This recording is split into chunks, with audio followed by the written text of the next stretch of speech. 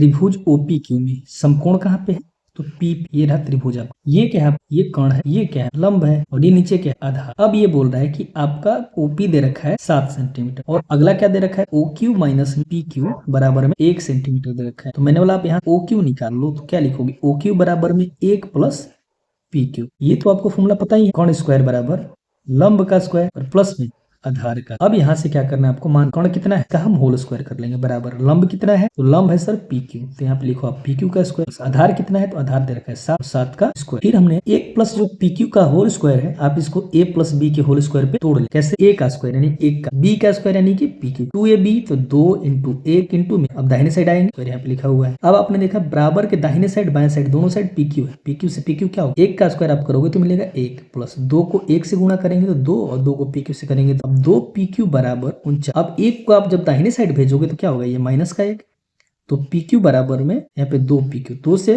48 का होगा cancel out, तो PQ का मान क्या मिलेगा आपको, सर ये मिल गया आपको 24। PQ क्या था आपका, तो सर लंब था, तो लंब कितना है, OQ का निकाला तो था अभी, OQ बराबर में 1 प्लस PQ, 1 रख लो यहाँ पे PQ का मान क्या, यानी OQ बराबर में कितना आ जाएगा, यानी कि जो कर्ण है आपका OQ कितना आ गया 25, लंब कितना है। अब आपको निकालना क्या है, तो सर निकालना है मुझे साइन, आप यहाँ पे लिखो साइन। अब यहीं से आपको एक लाइन समझना है कि जो साइन Q है, तो जो यहाँ पे Q दिया है ना, Q ये शो कर रहा है कि अब आपको कोण Q मानना है, और कोण के सामने वाला जो भुजा होगा ना, वो क्या होगा, वो आपका लंब में चेंज हो जाएगा। यही आपको ध्यान रखना है कि Q के सामने वाली जो भुजा होगी वो क्या बन जाएगी, लंब बन जाएगी।